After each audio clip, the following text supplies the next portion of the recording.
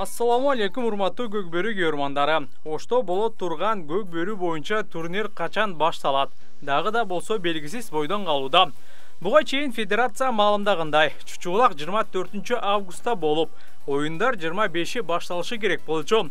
Бирок 24 августка карата Ошко барган командалардын саны аз болуп, чучуулак кармоо кийинкиге калтырылган. Бүгүн дагы федерация үн каткан жок. Көрбандарга абалды түшүндүрүп, маалымат дагы берген жок. Айрым маалыматтарга караганда мелдеш 27 августта жекшемби күнү баштала турган болуп атат.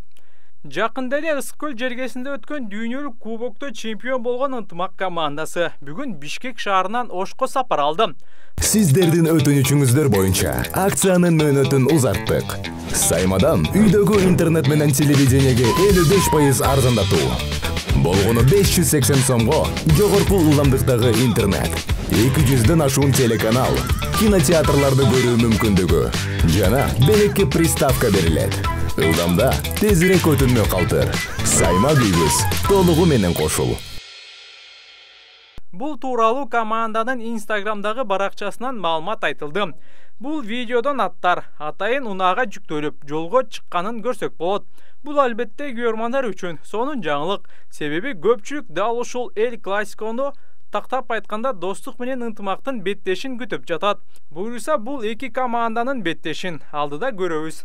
Ал эми достук командасынын аттары жана балдары Ысык көлдөгү мелдештен кийин эле дароо Ошко кетишкен. Жана учурда Ош шаарында акырындап даярдыктарды көрүп жатышат.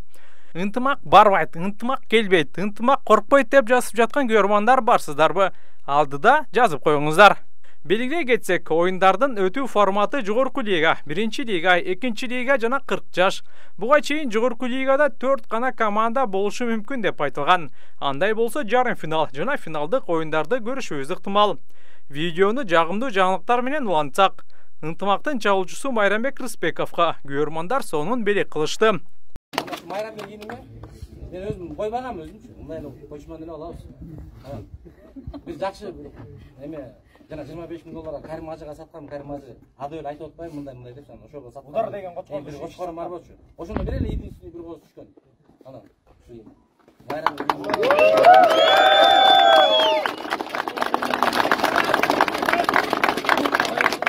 Айзада Жамгырчиева Өмүрбекке арнап ырырдагандан кийин Өмүрбек жөн турбай ага кайра акча берди.